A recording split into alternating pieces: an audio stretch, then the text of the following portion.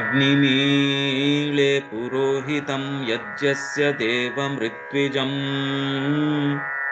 होतारं रत्नधातमम् अग्निः पूर्वेभिर्ऋषिभिरीड्यो नूतनैरुत स देवा एह वक्षति अग्निना रयिमश्नवत्पोषमेव दिवे दिवे यशसं वीरवत्तमम् अग्नेयं यज्ञमध्वरं विश्वतः परिभूरसि स इद्देवेषु गच्छति अग्निर्होता कविक्रतुः सत्यश्चित्रश्रवस्तमः देवो देवेभिरागमत् यदङ्गदाशुषे त्वमग्ने भद्रं करिष्यसि तवेत्तत्सत्यमङ्गिरः उपत्वाग्ने दिवे दिवे दोषावस्तर्धिया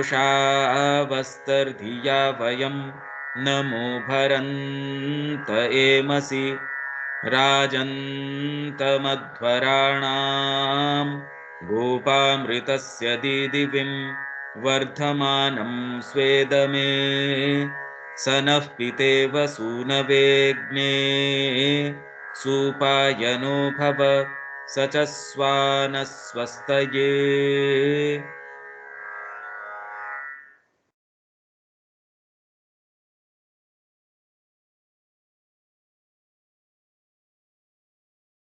ये अपना पेज है 322 322।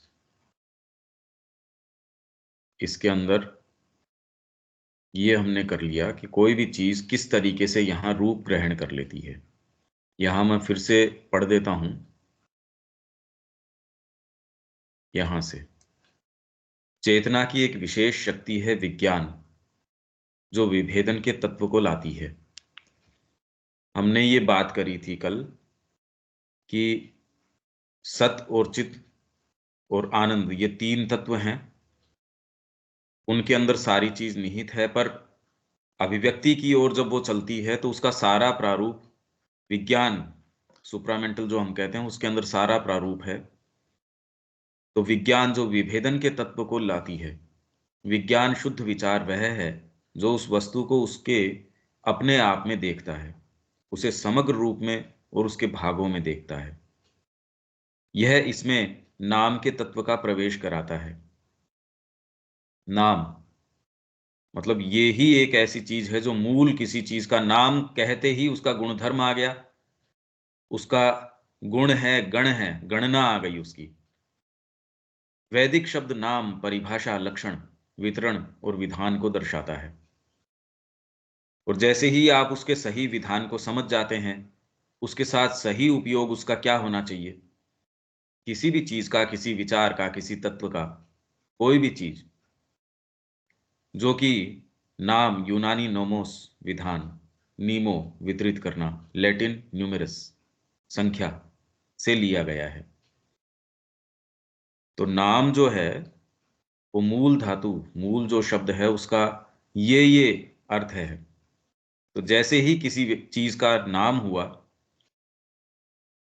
तो आप कोई विचार है, बिना नाम के आप विचार नहीं कर सकते किसी भी चीज का।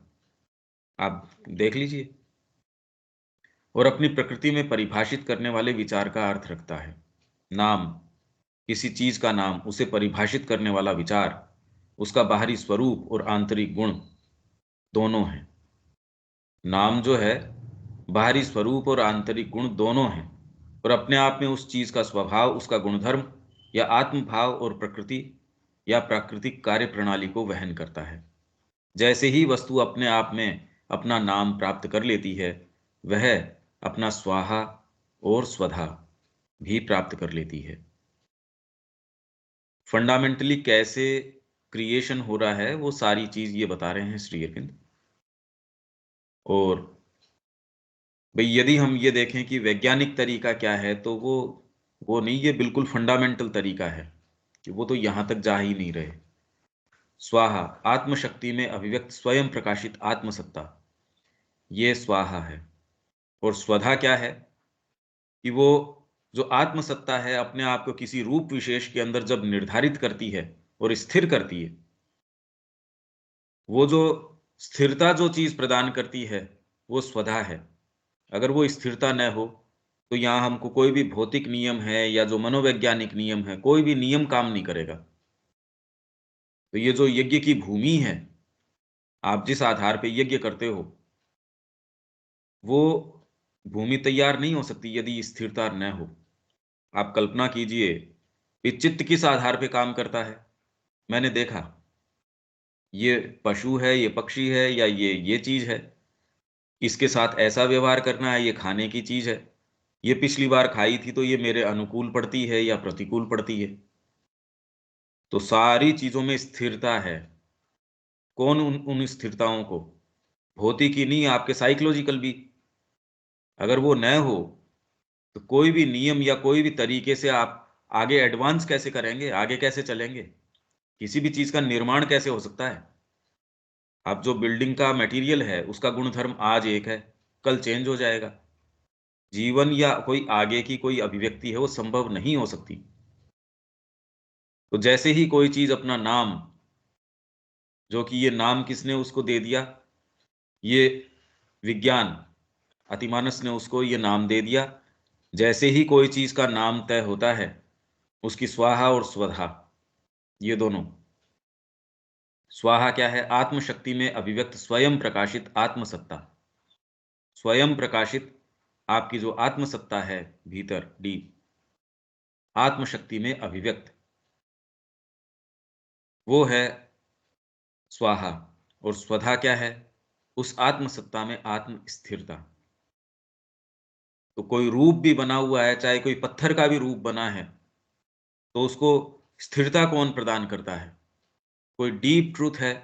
और ये जो स्वधा है वो उसको उसी रूप के अंदर बनाए रखती है। इसलिए रूप की कितनी विशेषता है, आप ये देखिए। उसी पत्थर को आप क्या, कोई विशेष नहीं, उसमें से आप उकेर के कोई चीज निकाल लेते हो, उसकी विशेषता हो गई। और ये दो, आत्मशक्ति और आत्म स्थिरता, अपने आप में वह जो चीज है उसकी स्वाभाविक रूप से और अनिवार्य रूप से सभी क्रियाओं, उसके व्रतानी को स्वधा अर्थात प्रकृति के गुण या गण, संख्या, परिमाण के द्वारा उत्पन्न करती है। प्रकृति के गुण या गण, तो पानी के लिए इन्होंने तो फॉर्मूला बना दिया कि भी ये मिलके H2O, ये गणना कहाँ से आई, इसी मानक के अंदर आप मिलाते हैं तो ये वाली चीज बनेगी। विज्ञान तो गणना के ऊपर जाता है, गुण उसको पता नहीं। वो ये देखता है गणना निर्धारित करने से मैं अपने यूटिलिटी के लिए कोई चीज को कितना काम में ले सकता हूं, वो इतना वो कर सकता है। बाकी और उसके फंडामेंटल्स के अंदर उसके लिए जाना संभव है नहीं। तो ये तय कौन करता है पर, कि इतनी ही मात्रा में इतने मॉलिक्यूल्स इसके होंगे, इतना ये होगा, इतना ये होगा। तो व्रतानी को स्वधा अर्थात प्रकृति के गुण या गण, संख्या, परिमाण के द्वारा उत्पन्न करती है, ये उत्पन्न कर देती है। प्रकृति तीन प्रक्रियाओं से काम करती है, मनस, ये भी हम पढ़ चुके थे। अब ये तीन प्रक्रियाएं हैं जिसके अंदर मनस, संख्या या परिमाण, गण, ये गणना के द्वारा स्वाहा चेतना और में स्वधा को एक बार और क्लियर कीजिएगा ना। है जी। स्वधा और स्वाहा को एक हाँ बार और क्लियर कीजिए तो।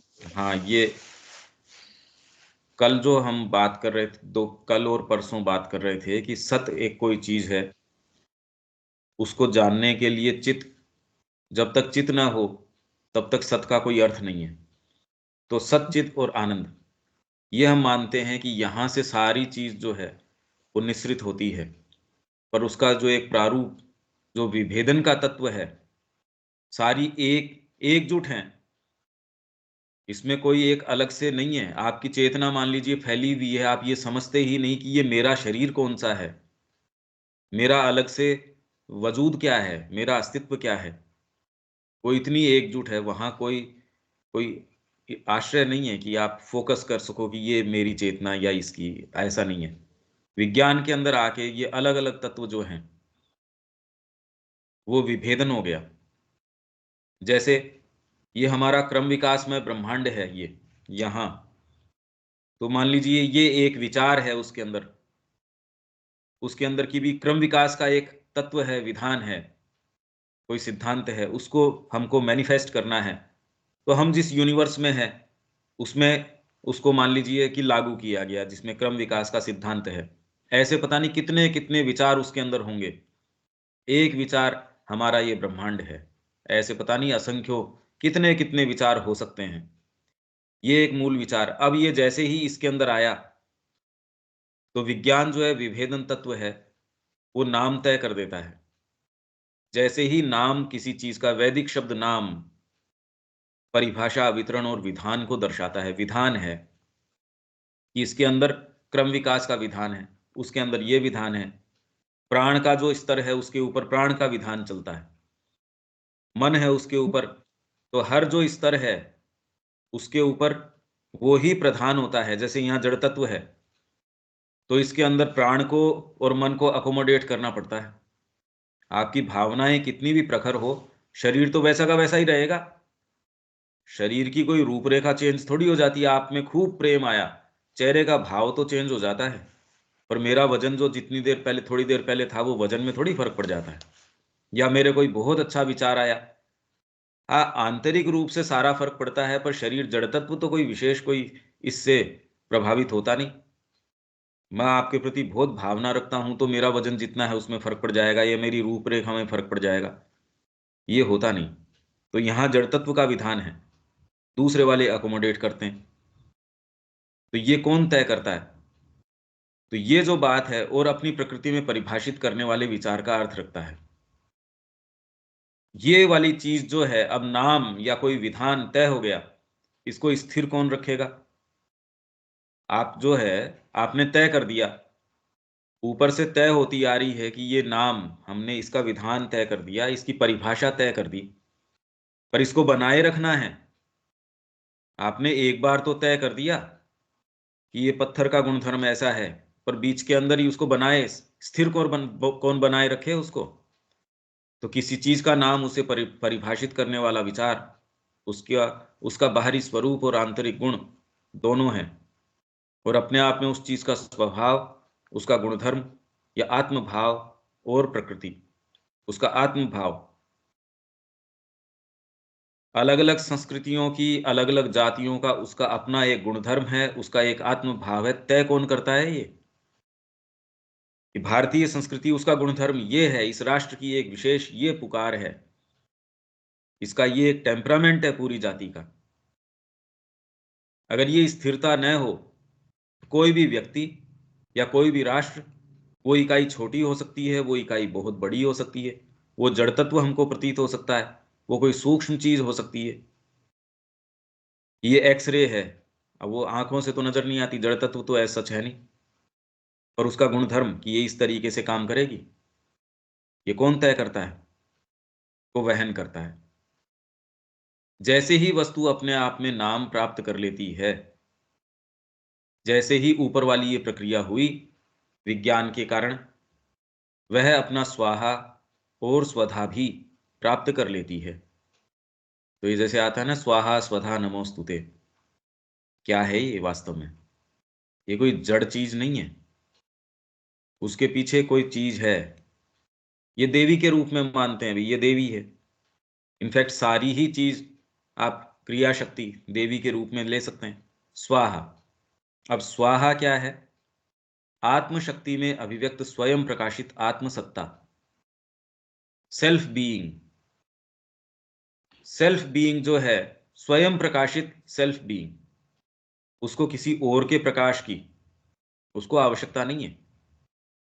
जैसे आपकी आत्मा है, उसको किसी और से कोई चीज लेने की आवश्यकता नहीं है, स्वयं प्रकाशित है वो। और दूसरे भागों को तो दूसरे भागों से प्रकाश लेने की आवश्यकता है। आपका शरीर है, वो यदि प्राण न हो तो प्रकाशित नहीं रह सकता। प्राण निकलते ही निष्प्राण, निष्प्राण देह हो गई। प्राण जो है वो अपना प्रकाश ग्रहण करता है मन से। अगर मन न हो तो प्राण काम नहीं कर सकता। उसके पीछे मन का तत्व न हो तो वो प्राण नहीं काम करेगा। और मन जो है उसके परे जो तत्व है बुद्धि, वो न हो तो मन काम नहीं करेगा, और बुद्धि से परे जो तत्व है वो यदि न हो तो बुद्धि काम नहीं करेगी। तो ये सारे पराश्रित हैं, ये स्वयं प्रकाशित नहीं है। स्वयं प्रकाशित तत्व कौन सा होना चाहिए? तो ये स्वयं प्रकाशित आत्मसत्ता। ये क्या है? आत्म शक्ति में अभिव्यक्त है ये आत्मसत्ता है। वो आत्म शक्ति के अंदर भी स्वयं प्रकाशित है, कोई चीज पे आश्रित नहीं है। तो इसकी अपनी चेतना है, अपनी शक्ति है, उसमें अभिव्यक्त है ये। अनअभिव्यक्त के अंदर तो वो कोई चीज पड़ी होगी, ये अभिव्यक्ति के अंदर आ गई। कोई भी चीज वो कोई रूप ले लेती है, आपका, मेरा, किसी वस्तु का, किसी विचार का, पर उसके अंदर एक्सप्रेस कौन सी चीज कर रही है? वो स्वयं प्रकाशित आत्मसत्ता है। और वो अभिव्यक्त किसमें हुई है? आत्मशक्ति के अंदर अभिव्यक्त हुई है। कोई कारण नहीं है अदरवाइज कि वो अभिव्यक्त क्यों हुई। वैसा रूप उसने ग्रहण किया तो रूप वो सीमित हो सकता है। कोई पशु अपने आप में क्यों है, पक्षी क्यों है, फूल क्यों है, जड़ पदार्थ क्यों है? क्योंकि वो स्वयं प्रकाशित कोई आत्मसत्ता है जो आत्मशक्ति में अभिव्यक्त हुई है।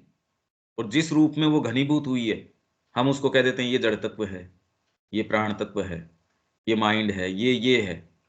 प्रकाशित वो ही हो रही है। तो ये है स्वाहा, जो आत्मशक्ति के अंदर स्वयं प्रकाशित आत्मसत्ता जो अभिव्यक्त होती है, वो है स्वाहा। और स्वधा है उस आत्मसत्ता में आत्म स्थिरता। अगर ये स्थिरता न हो तो कल तो आपने एक जो है खरगोश पाल के छोड़ा था, आज सुबह शेर बन गया। आप कहोगे ये क्या बात हुई?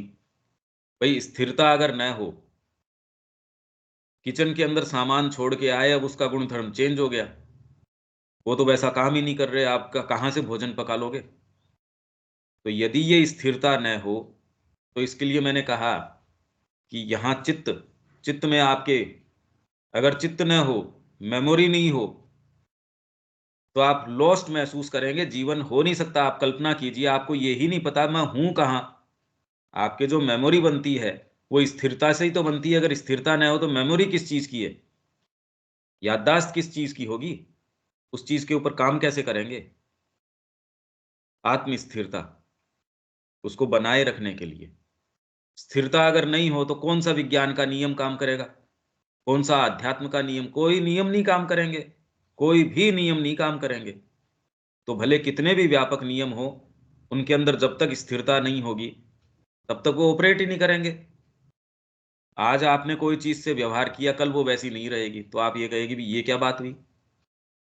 आप जीवन कैसे रखेंगे ये सोचिए। आप कल्पना कीजिए कि आपके मेमोरी नहीं हो। चित्त आपको जो मेमोरी प्रोवाइड करता है, पशु में भी है। उसको पता है कि किसके साथ कौन सा व्यवहार करना है। ये पानी पिएंगे तो ये होगा। ये जानवर जो है मेरा शत्रु है या मित्र है या क्या है? अगर ये स्थिरता नहीं हो तो आप कल्पना कीजिए, प्रकृति चल नहीं सकती। तो ये स्थिरता तय कौन करता है? ये दोनों चीजें हैं। अभिव्यक्त करने वाली जो आत्मसत्ता को, स्वयं प्रकाशित को अभिव्यक्त करने वाली चीज जो अभिव्यक्त हो रही है वो है स्वाहा। और उसको बनाए रखने वाली चीज है स्वधा। अगर बनाए नहीं रखा जाए तो ये सृष्टि चल नहीं सकती। एक कदम भी आप आगे रख नहीं सकते, क्योंकि कौन सी भूमि पे कदम रखोगे? स्थिर तो है ही नहीं। आप जो अगला कदम रखने वाले हो उसमें अगर स्थिरता न हो, भूमि ही नहीं रहेगी, तो कदम कहाँ रखोगे आप? इसलिए सारी चीज में स्थिरता का भान दिया गया है।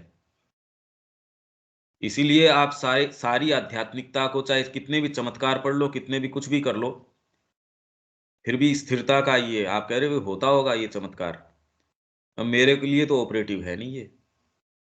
इतना व्यापक तरीके से ये इनग्रेन किया गया है कि जब तक आपके अंदर पूरी ओकल्ट, पूरी समझ न हो और आप में पूरी परिपक्वता न हो, इनफैक्ट ओकल्ट नियम भी बिना स्थिरता के कैसे काम करेंगे? कि आज काम कर गए कल नहीं करेंगे, उनकी भी जो प्रयोज्यता है उसमें भी स्थिरता है। नहीं तो आपने इतने साल सीखा, अब काम नहीं करते, ऐसे नहीं है। तो ये जो आत्मसत्ता में स्थिरता है, आत्म स्थिरता, ये तय करती है स्वधा। तय क्या? स्वधा का अर्थ ही यही है। स्वाहा का एक अर्थ है, स्वधा का एक अर्थ है। तो ये दोनों दोनों कौन से? आत्मशक्ति और आत्मस्थिरता, ये दो चीज हैं, स्वाहा और स्वधा। यहां तक ठीक है शब्या जी? हाँ भैया, क्लियर हुआ। ठीक।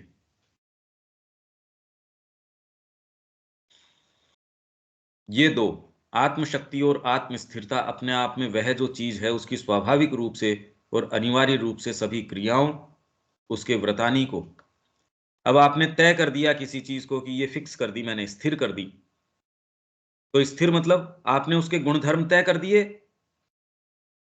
पानी जो है उसके गुणधर्म तय कर दिए, ये इसके गुणधर्म हैं, उसके व्रतानी को। स्वधा अर्थात प्रकृति के गुण या गण, संख्या, तो संख्या को जानने का प्रयास विज्ञान करता है। सारी चीजों का प्रयास उसका ये है। गुण तो विशेष वो कहां जानेगा, वो गणना की कोशिश करता है कि मेरे को ये संख्या इसकी पता चल जाए, और उस संख्या को मैं मेरे उपयोग के लिए कैसे ले लूं। तो जितने भी तत्वों की वो बात करता है, उसके अंदर संख्या परिमाण के द्वारा उत्पन्न करती है। ये प्रकृति व्रतानी क्या है भैया? उसके व्रत, व्रत का मतलब यह है कि उसकी सभी क्रियाएं, उसके व्रतानी को अनिवार्य रूप से, मतलब स्वाभाविक रूप से और अनिवार्य रूप से सभी क्रियाओं, कोई भी चीज है उसके जो गुणधर्म है, क्रियाएं हैं उसकी इनग्रेन्ड है। आप उसके कोई फाइनेस्ट पार्टिकल के अंदर भी जाओगे तो ये ऐसे बिहेव करता है, इसके ये क्रियाएं हैं, ये इस तरीके से है, तो उसके व्रतानी है। स्वधा अर्थात, तो ये तो चल रही थी स्वाहा की बात, और ये है स्वधा। स्वधा क्या कर रही है? गुण या गण परिमाण के द्वारा उत्पन्न करती है। प्रकृति तीन प्रक्रियाओं से काम करती है, मनस, फिर प्राण और फिर अन्न। मनस क्या करता है? संख्या या परिमाण गण गणना के द्वारा चेतना में स्वयं उस वस्तु को मापना या सीमित करना। अब ये मापना कोई 1 2 3 4 ये वाली बात नहीं है। आप विचारों को भी जिस क्रम में रखते हो, चीजों को चाहे कितनी भी सूक्ष्म क्रम के अंदर हो, मन उनको एक क्रम से रखने की कोशिश करता है।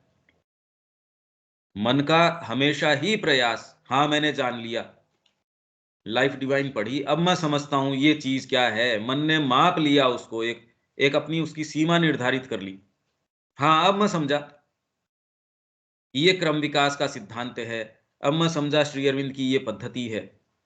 पर कितनी भी वास्ट आपकी इंटेलिजेंस हो, अब तो है तो मनस का ही दायरा। इसीलिए जो अफोरिज्म हम पढ़ रहे थे कि आज तक हमने ये जो प्राप्त किया है, पर आज तक ज्ञान नहीं प्राप्त किया। अब तक हमने ये प्राप्त किया है पर आनंद नहीं प्राप्त किया, प्रेम नहीं प्राप्त किया। तो मनस जो है भाई, यहां तो मनुष्य जाति जो है इसी आधार के ऊपर है कि मनुष्य किसके लिए मन है। पशु तो प्राणी थे, प्राण था वहां, तो मन आने से पहले तो वो प्राणी थे, और यदि हम इसका उपयोग नहीं करते तो हम भी प्राणी ही हैं, पाश्विक प्राणी है। मानसिक प्राणी तो अभी भी क्या हैं? तो मनस संख्या या परिमाण गण गणना के द्वारा चेतना में स्वयं उस वस्तु को मापना या सीमित करना। मतलब भले सूक्ष्म से सूक्ष्म विचार, ब्रह्म का भी विचार हो, आप ये कह रहे हैं जगत मिथ्या, ब्रह्म सत्य है, तो भी मन ने उसकी एक एक पिक्चर जरूर बना ली कि उसके अंदर उसका गुणधर्म ऐसा है कि वो स्थूल नहीं हो सकता, उसको आप निर्धारित नहीं कर सकते, वो किसी संख्या में नहीं आ सकता, वो किसी सीमा में नहीं आ सकता। ये कह के भी आपके मन ने उसको माप लिया, क्योंकि आप संकेत तो कर ही रहे हैं उसके गुणधर्म को। आप ये चीज नहीं है, ये नहीं है, ये नहीं है कह के आपने उसकी सीमाएं तो बनाई दी, आपने उसको निर्धारित कर दिया ये ब्रह्म है। तो स्थूल चीज से आप उसको निर्धारित नहीं कर पा रहे, पर आप ये कहते हो कि जैसे हमको रस्सी में सांप का आभास हो जाए या फिर सांप में रस्सी का आभास हो जाए, वैसे ही इस जगत के अंदर हमको ये वास्तविकता का आभास हो रहा है, पर यह आभास गलत है। पर आपने ये तो उदाहरण तो दे ही दिया, आप ये कहे तो रहे ही हो कि ये जो आभास हो रहा है ये गलत है, इसके अलावा जो है तो मन का आप कितना भी सूक्ष्मता के अंदर चले जाओ, इससे नहीं छूट पाता। आप यदि ध्यान देंगे, सूक्ष्म से सूक्ष्म विचार है, चिंतन है। आप इसीलिए ये जो है ना, मेटाफिजिकल थॉट, ये खाली बुनना है, बुनते रहते हैं, पर कहीं पहुंच नहीं सकते। जो तत्व चिंतन है वो कहां पहुंचेगा? भारत के अंदर दूसरी बात रही, यहां हमेशा ही इंट्यूशन रहा, वो माइंड को सुपरसीड कर जाता है। यहां तो आध्यात्मिक अनुभव रहा, वो कभी भी ये बुनना ये नहीं रहा कि मानसिक बुनावट चल रही है। तो वहां तो जितनी भी सूक्ष्म से सूक्ष्म भी बात करेंगे, है तो वो मन के इसी के दायरे में। तो मनस ये करता है, प्राण, अश्व, वेद के अंदर इसको अश्व, स्वाहा। स्वाहा क्या है? आत्मशक्ति। तो स्वाहा की ऊर्जा। स्वधा क्या है? उसको स्थिर रखना। तो स्थिर कौन रखता है अभी? आप जड़ तत्व की बात कर सकते हो। और प्राण तत्व क्या है? स्वाहा। मन क्या है? उसको विभेदित करना। तो ये नीचे ये रिफ्लेक्शन, इस तरीके से भी आप सोच सकते हो। मन ने उसको नाम प्रदान कर दिया, प्राण ने जो है उसको स्वाहा ऊर्जा प्रदान कर दी, अन्नम ने उसको स्वधा एक ठोस रूप प्रदान कर दिया। है लोअर ट्रिप्लिसिटी के अंदर। अश्व स्वाहा की ऊर्जा, चेतना की गति स्वयं को मूल विचार की सीमाओं के अनुकूल बना लेती है और उस मूल विचार के पृथक रूप के अनुरूप उपयुक्त क्रिया तक अपने को सीमित कर लेती है। आपके कोई विचार आया माइंड के अंदर, आप अपनी क्रियाओं को वहां तक सीमित कर लेते हैं। अपने 21 फरवरी आ रहा है, माँ का ये अपने को जो है मनाना है, आपने अपनी क्रियाओं को उस तरीके से केंद्रित कर दिया, नहीं ये मेरी यात्राएं इस समय नहीं करूंगा मैं। इस समय मेरे कोई भी किसी से अगर हैं एंगेजमेंट्स, तो वो मैं नहीं इस समय मिल पाऊंगा, मेरे को इस समय यहाँ रहना है। या फिर इसकी व्यवस्था किस तरीके से करनी है, उनको सबको बुलाना है, कोई आयोजन है, तो उसके अनुकूल सारी रूपरेखा उसके अनुकूल आप करते हैं, किसको बुलाना है, किसको क्या करना है। तो प्राण उसको जो क्या करेगा, स्वाहा की ऊर्जा, चेतना की गति स्वयं को मूल विचार की सीमाओं के अनुकूल बना लेती है। प्राण उसके अनुकूल बना लेता है। क्या आपको एक्सप्रेस करना है, आपको जो प्राण मिला है वो मूल आपको क्या विचार है जिसको एक्सप्रेस करना उसके अनुकूल है वो, और उस मूल विचार के पृथक रूप के अनुरूप उपयुक्त क्रिया तक अपने को सीमित कर लेती है, जो कि विभाजनकारी मनस। विभाजनकारी मनस, मनस है खंड खंड करके। आप सूक्ष्मता की बात करते हैं तो भी खंड करके, इस समय तो मैं खाली इसी पे केंद्रित हूं। श्री अरविंद ये एक विचार की बात कर रहे हैं, मैं तो खाली एक बार इसके ऊपर केंद्रित हूं। आप पूरी व्यापकता के अंदर पहले तो खंड खंड करते हैं, फिर सिंथेसाइज करने की कोशिश करते हैं। इसलिए यदि आप माइंड का विकास चाहते हैं तो माँ और श्री अरविंद ये पद्धति बताते हैं, पहले आपने एक थीसिस, कोई भी एक विचार को स्थापित किया, फिर आपने उसकी एंटीथीसिस, उसका खंडनात्मक एक विचार है उसको भी उतनी ही फोर्सफुली तय किया, और फिर बाद में उन दोनों की सिंथेसिस, उन दोनों को समन्वयात्मक रूप से आपने एकजुट कर दिया। मनुष्य है वो मर्त्य है, मर्त्य प्राणी है, ये एक आपने स्थापित करी एक हाइपोथेसिस। इसका खंडन आप करोगे इसकी एंटीथीसिस से, नहीं ये अमर है। एक कहता है मर्त्य है, दूसरा कह रहा है अमर है। फिर आपको इन दोनों को सिंथेसाइज करते हो कि ये एक ऐसी सत्ता है जिसके अंदर ये दोनों ही भाग हैं, जिसमें हमको प्रतीत होता है एक भाग जिसको आप उसका बाहरी वस्त्र कह सकते हो, और जिस वस्त्र को छोड़ने की क्रिया है उसको आप मर्त्य कहते हो, और उसके अंदर एक ऐसा भी भाग है जो अमर है। फिर आप इससे इसको दोनों को आपने एक लेवल पे सिंथेसाइज किया माइंड के स्तर पे, पर फिर बाद में इसके ऊपर फिर प्रश्न उठ जाता है कि अलग से चीज कहां से आ गई। यदि सारी ही चीज आत्मसत्ता ही है तो जड़ तत्व भी अलग कहां हो गया? शरीर क्या मरणशील कैसे हो सकता है? तो फिर आप कहते हो कि विज्ञान की भाषा के अंदर नहीं, मरता नहीं है, ये भी मरता नहीं है। खाली रूप परिवर्तित हुआ है। तो इस तरीके से धीरे धीरे धीरे धीरे ये माइंड को विकसित करने के लिए बहुत अच्छी प्रक्रिया है। यदि इसको हम लेके चलें तो नेसेसरी इससे हमारे ग्रूव्स बन जाएंगे, जिसमें कोई पूरा सत्य आ जाए। पूरा तो किसी के भी नहीं आ सकता, पूरा तो किसी के आ ही नहीं सकता। भाई ये प्रयास तो हमने सावित्री के अंदर पढ़ा था, जो मैंने आपसे शेयर किया था। ही और शी का प्ले है। भगवान की चेतना कह रही है मैं तो आपको पूरा यहां अभिव्यक्त कर ही दूंगी, पर वो कह रहे हैं ठीक है, एक पोइस, कोई चीज, कोई लोग, असंख्यों इस तरीके के ब्रह्मांड बना दिए तो भी वो कोई उसमें पकड़ में थोड़ी आ गए। तो ये जो है सीमित कर लेती है। और अन्नम, पदार्थ के रूप में अस्तित्व, जो कि सीमाकारी मन और प्राण की आत्म परिसीमनकारी ऊर्जा के द्वारा निर्मित किया गया है। अन्नम और कोई दूसरी चीज नहीं है। आपका शरीर जो है जड़ तत्व, जो आप समझते हैं इसको, वास्तव में मन और प्राण ने अपने आप को सेल्फ लिमिट किया है। वो बने, शरीर बना उसी तत्व का है। अगर इसी तत्व का बना है तो आप डेफिनेटली इन तत्वों को अपने अधिकार के अंदर करके इसमें परिवर्तन कर सकते हैं। नहीं तो कितना भी असाध्य रोग हो, प्राणायाम से कैसे ठीक हो सकता है, या योग करने से आपको भगवान कैसे मिल सकते हैं, या श्री अरविंद ने जो जो जो सिद्धियां प्राप्त करी वो कैसे हो सकती है, यदि अन्नम आप जैसा समझते हैं। आप इसको अगर बिल्कुल जड़ तत्व, पत्थर मानते हो, तब तो वो कह रहे हैं मैंने पिछले कुछ सालों से मंजन जैसी कोई चीज ही नहीं करी। दांतों के ऊपर मैंने कोई ऐसा काम ही नहीं किया कि उसके ऊपर कोई पेस्ट लगाया हो, कोई मंजन किया हो, कोई उसको साफ सुथरा रखने का कुछ भी नहीं किया मैंने।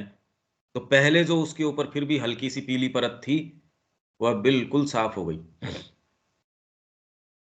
तो ऐसी चीजें जो बिल्कुल स्थूल से स्थूल हैं, और शरीर का तो कहना क्या, भी दांत आपके जो हैं, यदि उसके अंदर आप ये कर पा रहे हो। बालों का वो कह रहे हैं कि जब मैं चेतना की इस अवस्था में हो तो बाल एकदम ऐसे रेशमी हो जाते हैं।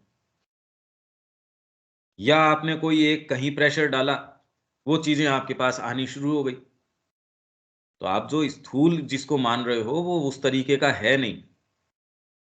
ये तो थ्रू एंड थ्रू उसके अंदर प्राण परमिएट किए हुए हैं, और प्राण के अंदर मन परमिएट किए हुए हैं। हाँ, हम अगर लोअर लेवल के ऊपर ऑपरेट करते हैं, लोअर लेवल पे रहते हैं, तो हमारे पास इसकी चाबी रहती नहीं।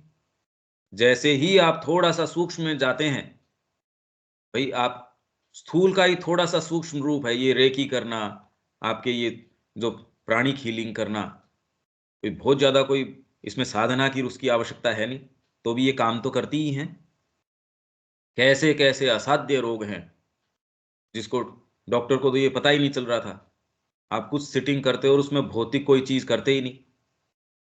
तो यदि शरीर का ये स्वरूप न होता तो आपके कैसे तो ये हीलिंग काम करती, कैसे ये रेकी काम करती, और वो भी डिस्टेंस के ऊपर। सेम रूम क्या, चाहे वो तो दूसरे कॉन्टिनेंट के अंदर बैठा हो तो काम करती है।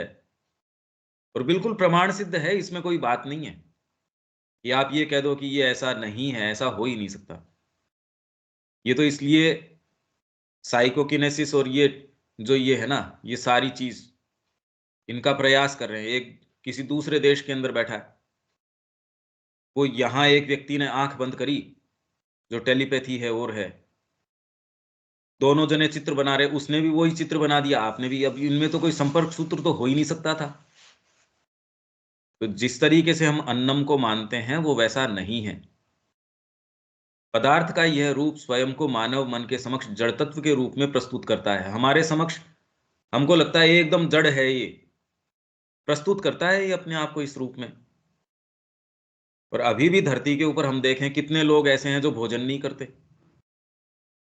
मतलब अगर ध्यान से आप देखें तो इतनी इतनी सारी चीजें हैं जो यूं ही प्रमाणित करती हैं कि भी इतना जो हम मान के बैठे हैं ये अटल नियम है, ऐसा है ही नहीं।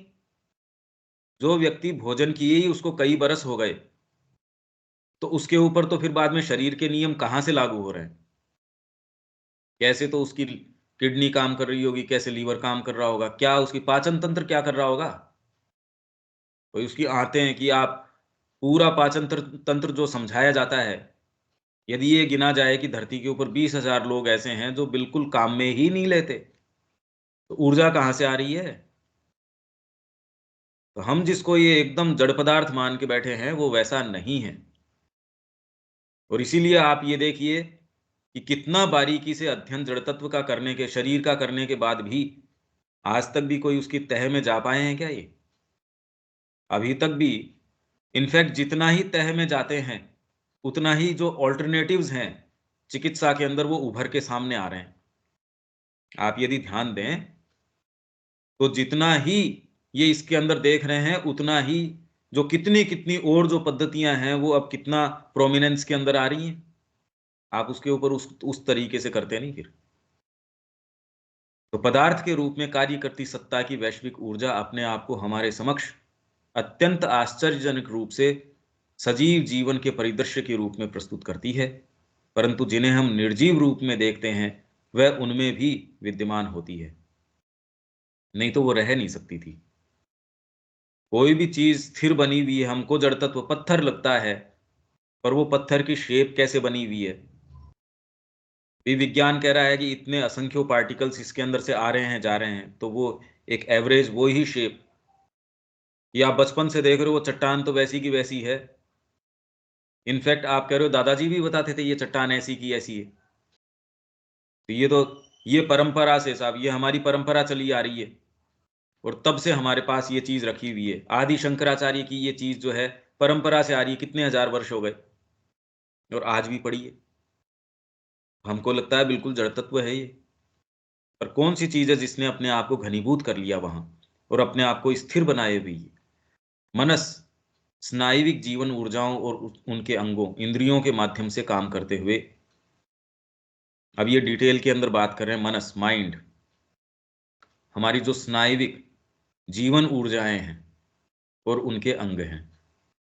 हमारे जितने भी अंग हो गए या जो सेंटर्स हो गए, स्नायु के सेंटर्स हो गए, प्लस आप जो सूक्ष्म शरीर के अंदर भी जितने सेंटर्स की बात करते हो, इंद्रियों के माध्यम से काम करते हुए हमारे समक्ष अपने आप को मानव और पशु मन के रूप में प्रस्तुत करता है, परंतु अन्य क्रियाओं और अन्य उपकरणों के द्वारा उन निर्जीव रूपों तक में भी एक निरंतर शक्ति है जिन्होंने तंत्रिका तंत्रीय ऊर्जाओं को सुव्यवस्थित नहीं किया है।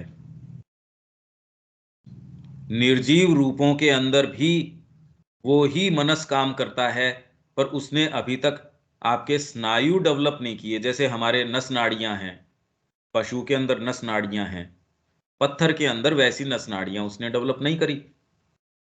पर जैसी आंखें हमारी है तो सबके वैसी आंखें नहीं है, सबके जैसे सेंसेज हैं हमारे वैसे नहीं है, सबके अलग अलग सेंसेज हैं।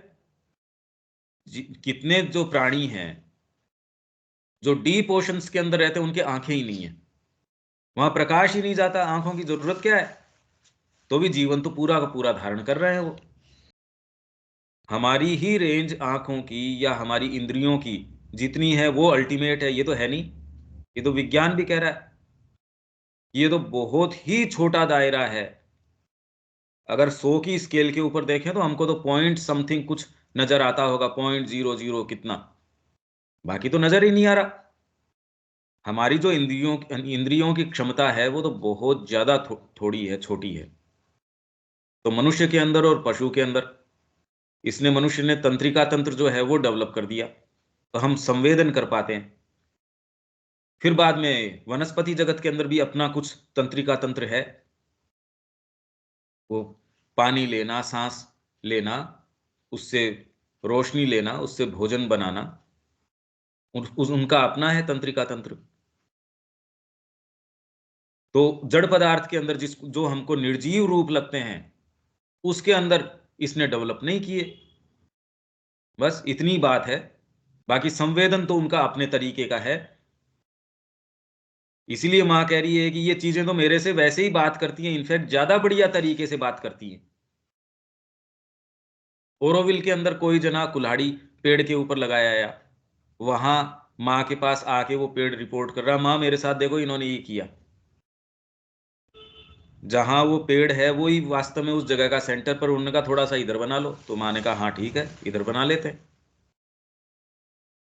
एक मकान के अंदर माँ गई, वो आने की बात थी, उन्होंने सारा कचरा कूड़ा करकट है सब उठा के एक जगह पैक कर दिया, बंद कर दिया, सारे को साफ सुथरा कर दिया।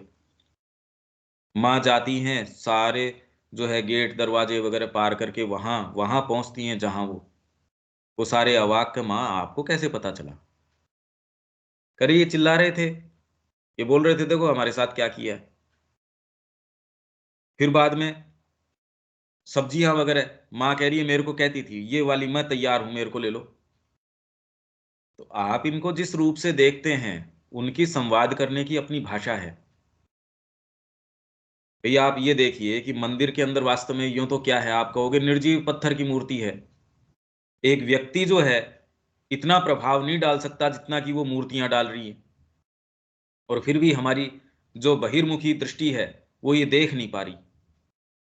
मतलब जितना आप एक व्यक्ति को जितना सुख नहीं पहुंचा सकते, उतना आराम, मतलब उसको शयन भी करवा रहे हैं भगवान को, ऐसी पोशाकें बन रही हैं, वो राजसी ठाठ बाट है, और उनको समय के ऊपर उनका भोजन बन रहा है, उनका प्रसाद बन रहा है, सारी चीजें बन रही है।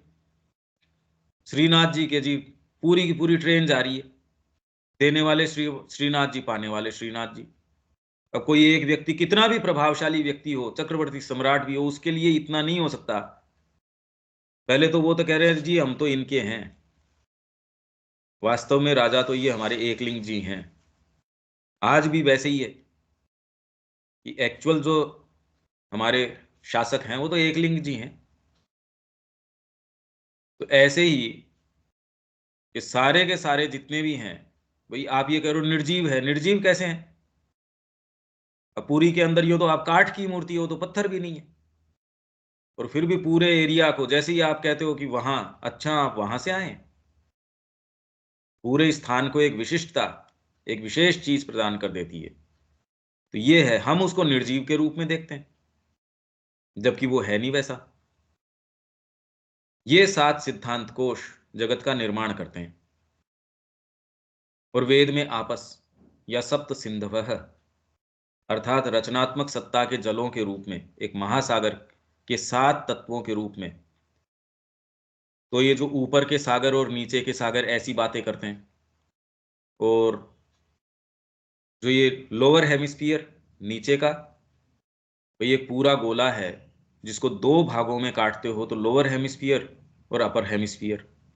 ऊपर के समुद्र हैं, तो सारा प्रयास ये है, सरस्वती ये कार्य करती है, वो ऊपर के समुद्रों से नीचे बहा के लेके आती है। अब वो ये कह देंगे भाई ये तो कैसे हुआ, भौतिक नदी अब वो ऊपर से नीचे आती है, तो ये भले इसकी कल्पना ये करेंगे कि भी हिमालय से आ रही होगी, पर अब सरस्वती का फिर बाद में उद्गम तो वहां से बताते नहीं, तो ऊपर से आकाश से आ रही है, ये समझते नहीं। तो ये कह रहे हैं बारिश या बादल फटने को ये समझते होंगे। जब बादल फटता है एक साथ जिस गति से, जैसे कोई नदी ऊपर से आ गई हो, वो सोचते होंगे ये, क्यों प्रिमिटिव लोग हैं। भी वैदिक लोग जो हैं वो तो बिल्कुल बर्बर लोग थे, उनको समझ तो थी नहीं। तो ये कह रहे हैं 7 सिंधु रचनात्मक सत्ता के जलों के रूप में, एक महासागर के 7 तत्वों के रूप में, सप्त धेनवः या सप्त गावः, 7 तरीके के प्रकाश चेतना, दिव्य चेतना के 7 पुष्टिकारक रूपों के रूप में जाने जाते हैं। कि 7 जितने भी हैं, पर सातों की अपनी चेतना है, अपनी तरीके की। इसीलिए वो स्टेयर बन सकती है, जो श्री अरविंद ने वर्ल्ड स्टेयर, जिसके ऊपर अश्वपति गया था, एक एक भौतिक से पीछे सूक्ष्म भौतिक, उसमें वो कहता है जो ब्यूटी है, एक एक स्थान के ऊपर वो प्राण के कितने कितने स्तर हैं, मन के कितने कितने स्तर हैं, और जिस भी लोक में जाते हो उसका अपना स्तर वहां प्रधान होता है। तो धरती की विशेषता क्या है, सारे के सारे यहां आके अपने आप को अभिव्यक्त करना चाहते हैं। तो जो समीकरण यहां हमारे अंदर पुष्ट हो रहा है, भी एक व्यक्ति की सत्ता इन सब जो आपकी लेयर्स है इससे बनी है। आपके जड़ तत्व भी है, प्राण भी है, मन भी है, आपके नीचे के भी भाग हैं, और सुपर कॉन्शियस तक के सारे आपके अंदर आके सब अपने आप को अभिव्यक्त तो यहां जो अभिव्यक्ति होती है, यहां जो जो एक निर्णय आता है, वो पूरे ब्रह्मांड के ऊपर लागू किया जा सकता है। और एक व्यक्ति के अंदर भी कोई चीज संसिद्ध की जाती है, वो स्वतः ही सारों के अंदर वैसे ही पहुंच जाती है। हम तो अपने आप को एक एक इंडिविजुअल यूं मानते हैं, पर है नहीं, इसीलिए हो पाता है। पशु में भी नहीं है ऐसे। एक पशु को कोई ऐसा, भाई किसी ने मार के खा लिया उसको, अब दूसरे पशु के पास ये बात कैसे पहुंची? फिर भी रेशियल इंप्रेशन के अंदर ये आ जाती है, जाती है, उनकी जो धारणाएं हैं उसके अंदर आ जाती है कि भाई यहां जाओगे तो ये चीज, अदरवाइज वो तो मर गया, उनको सिखा के कहां जाएगा, कैसे सीखेंगे? भी सारे मरते जाएंगे, सीखेंगे नहीं उस चीज से। तो पशु के साथ भी जो होता है, उसकी रेस के अंदर चली जाती है ये चीज। मनुष्य तो बहुत ज्यादा उससे विकसित है उस तरीके से। तो आप ये सोचो मैं अकेला क्या कर सकता हूं, अरे है ही नहीं ये बात। ये तो पशु के साथ ही नहीं है, मनुष्य के साथ तो कैसे हो सकती है? और उनमें से प्रत्येक अपने लिए एक अलग जगत का निर्माण करता है। ये जो सातों तत्व हैं, अपने लिए अलग अलग जगत का निर्माण करते हैं, जिनमें वह प्रधानता रखता है। तो यहां जड़ तत्व की प्रधानता है वर्तमान के अंदर, और दूसरे तत्व अकोमोडेट करते हैं अपने आप को। आपकी कितनी भी भावनाएं हैं, पर शरीर का कोई साइज थोड़ी परिवर्तित हो जाएगी। हाँ, चैतन्य महाप्रभु की तो हो गई थी, जब समुद्र के अंदर से उनको निकाला, जो हे कृष्ण करते उसके अंदर छलांग लगा दी, शरीर बढ़ गया कितने फुट उनका। और आम हमको ये देखने में नहीं आता, कितनी भी गंभीर भावना, कितनी भी कुछ भी हो, तो शरीर का कोई आपके ढांचा चेंज हो जाए, ऐसा तो नहीं नजर आता, क्योंकि जड़ तत्व की प्रधानता है। ये हमारा दुर्ग है, ये हमारा बहुत जबरदस्त सेफ्टी है। आपको कोई दुस्वप्न आ रहा हो, आपके साथ कोई ऐसी चीज हो रही हो, गला काटा जा रहा हो, तुरंत आंख खुल जाती है, आप सेफ्टी में आ जाते हैं। तो माँ कह रही है, यदि आप आत्महत्या करते हो, या कोई एक ऐसी कोई चीज या ऐसे क्षेत्रों के अंदर जाते हो, तो वहां तो डिफेंस ही नहीं है आपका। यहां तो डिफेंस आपका शरीर है। शरीर के अंदर आप लौट आए तो वो वाले तत्व अब आपको कितना प्रभावित कर सकते हैं। वहां तो डिफेंसलेस हो आप, तो निरंतर सतत टॉर्चर होएगा आपका। तो जितना आप कल्पना नहीं कर सकते, तो ये सोचते हैं हमने तो निजात पाली, निजात नहीं है वो। यहां जड़ तत्व है, वैसे ही अलग अलग स्तरों में उन स्तरों की प्रधानता है।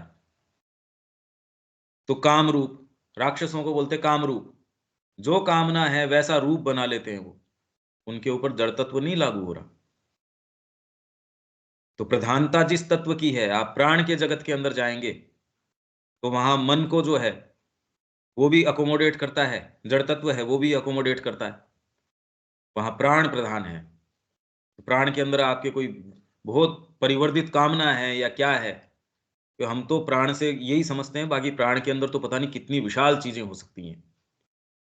वो अपना रूप तुरंत, आपने इच्छा करी, कामना करी, तुरंत आ गई वो चीज, वैसा का वैसा निर्माण, कितना बड़ा साम्राज्य वैसे के वैसा तैयार हो जाएगा। तो ये जितने भी स्तर हैं सातों, इनके अंदर उस स्तर की प्रधानता होती है। और चेतना और अस्तित्व का नियामक सिद्धांत होता है, परंतु जिसमें अनिवार्य रूप से अपनी 6 बहनों को स्वीकार करता है। वेद ये बात करता है, ये सारे ही अपने सातों के अंदर, सातों ही अपने आप को अकोमोडेट करते हैं। जड़ तत्व के अंदर बाकी सारे अकोमोडेट कर रहे हैं, नीचे और ऊपर के। प्राण के अंदर चले जाओगे, उसमें अपने आप को सारे वहां अकोमोडेट करेंगे। मन के अंदर चले जाओगे तो मूल तत्व तो मन रहेगा, पर वह सिद्धांत सारे के सारे रहेंगे। ये सारी चीजें आप महसूस कर सकते हो, मतलब मैं ऐसी कोई बात नहीं कर रहा जिसको आप महसूस नहीं कर सकते। या आपके प्राण में अगर कोई कामना आती है या भावना आती है, उसका शरीर के ऊपर क्या असर होता है वो देख सकते हो। या आपके विचार, बड़ा बहुत जबरदस्त विचार है, बहुत उत्कृष्ट विचार है, पर शरीर बीमार पड़ा है, रोक लेगा उसको वहीं। या विचार आपके खूब है कि माँ का ही काम करना है, प्राण बीच में रोक लेगा। तो कैसे एक दूसरे के अंदर प्रवेश करते हैं भी, आप तो और इसकी जो जटिलता उसको छोड़ दीजिए। शरीर, मन और प्राण, ये अगर तीन, और कैसे एक दूसरे के अंदर प्रवेश करते हैं, असर डालते हैं। शरीर है, उसके अंदर प्राण का प्रवेश है, क्या कैसे करेगा? कामनाएं आ जाएंगी तब शरीर, जिसके अंदर महत्वाकांक्षाएं भड़की हुई हैं, उसका शरीर कैसा रहेगा। मन है, सात्विकता के विचार हैं, पर यदि उसके अंदर कामनाएं या प्राण प्रवेश कर गया, वो कैसे एग्जीक्यूट कर पाएगा। विचार आपके पास हैं, प्राण की शक्ति आपके पास नहीं है, कुछ भी नहीं कर पाओगे। शरीर रुग्ण है, क्या कर लोगे। ये सारे आपस में इनकी जटिलता कैसे काम करती है, ये तो आप स्वयं भी देख सकते हैं।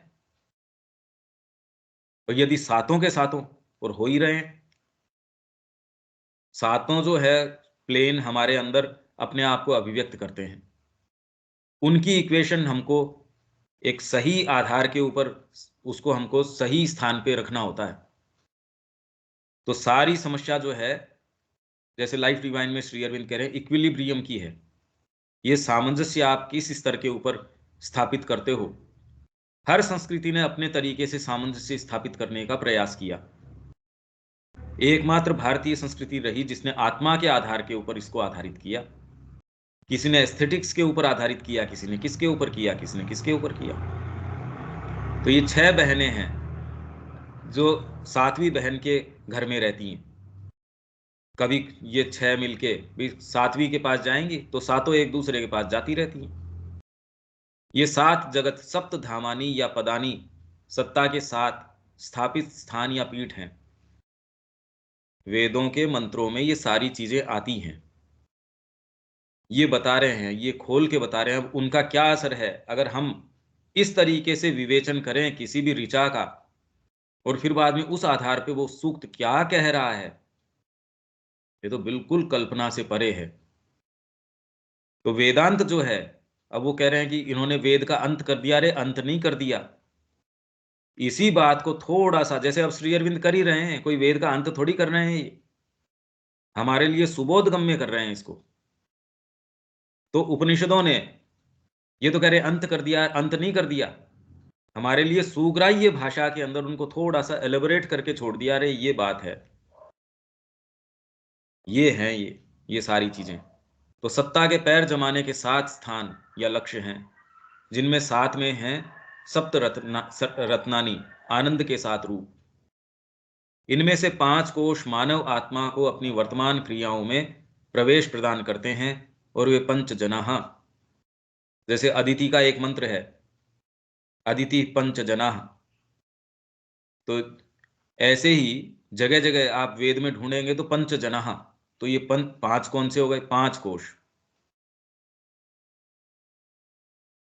तो ये 5 कोशों की बात करते हैं, अन्नमय, प्राणमय, मनोमय, विज्ञानमय और आनंदमय। 5 कोश हो गए।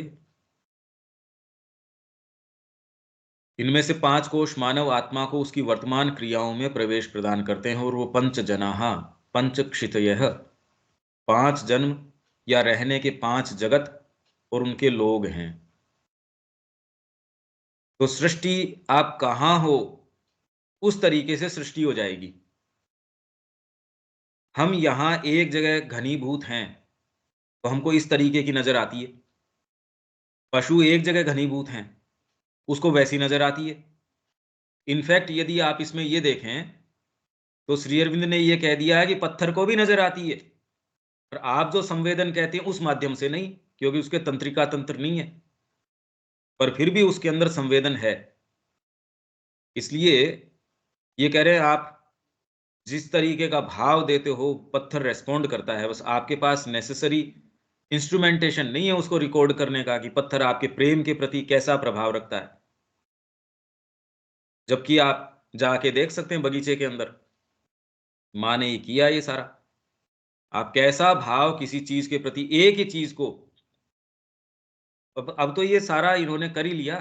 ये कह रहे हैं एक पेड़ को जाके रोज आप बुरी से बुरी बातें कहना शुरू करो, और वही एक दूसरा जो पेड़ है उसको आप जितने बढ़िया बढ़िया आपके पास चीज है, आपकी अंतरंग चीजें, वो कहनी शुरू करो, और फिर बाद में ओवर ए टाइम देख लो दोनों में क्या फर्क पड़ेगा। या आप कोई पत्थर के साथ वो चीज करना शुरू कर दो। अगर खाली कोरा वो पत्थर ही होता तो फिर वो आपसे संवाद कैसे कर सकती थी मूर्ति। तो ऐसा नहीं है ये। अगर इस दृष्टिकोण से देखोगे तो ऑलरेडी ये जिस जगत में हम हैं, इसके मायने तो बड़े बहुत गंभीर मायने निकलने शुरू हो जाएंगे अगर हम ये दृष्टिकोण थोड़ा बहुत भी कम से कम माइंड में अपनाएं शुरू में, और उस दृष्टिकोण से देखना शुरू करें, तो जगत इस तरीके का नहीं रह सकता। अच्छा, यहां तक कोई सेंटेंस या कोई चीज इन्वॉल्व है? क्योंकि आगे नहीं जाएंगे इससे।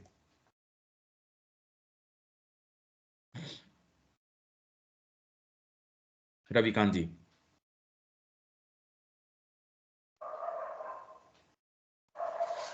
जी ठीक है। विवेक। ठीक है भैया। बाकी तो इसको आपको थोड़ा सा रिपीट करके सुनना पड़ेगा। इसमें जो शब्द भी अपन काम में ले रहे हैं वो अलग अलग स्थानों पे श्री अरविंद ने माँ ने एलिबोरेट किए हैं। तो यदि आप कहेंगे इसको सुन के भी कि ये वाली बात कहाँ है, तो वो अपन उसका रेफरेंस तुरंत बता देंगे कि इसके बारे में आप यहाँ यहाँ स्टडी कर सकते हो। क्योंकि अपन जितनी भी बात कर रहे हैं उसको खोलने के क्रम में भी वो कोई भी ऐसी नहीं है जो श्री अरविंद और माँ के आलोक से अलग हो। उन्होंने बहुत अलग अलग स्थानों पे अलग अलग चीजें कही हैं। तो सारों को यदि हम एकजुट ला के एक जगह नहीं रखें तो कोई भी बात पूरी समझ में आती नहीं। तो यदि आपको बाद में भी ये लगे कि ये वाली बात कैसे, टेक्स्ट के अंदर या टेक्स्ट के खोलने के क्रम में कोई आपको लगे, तो वो भी आप पूछेंगे तो हम उसके ओरिजिनल की, ये देखो श्री अरविंद यहाँ ये वाली बात कह रहे हैं, वो पैसेजेस भी मैं आपसे शेयर कर सकता हूँ। शब्या जी। ठीक है भैया। ठीक है। और किसी को भी बात? दीपक जी। नहीं ठीक है। ठीक है भैया। जी ठीक है। जय श्री माँ। जय श्री राम। जय श्री राम।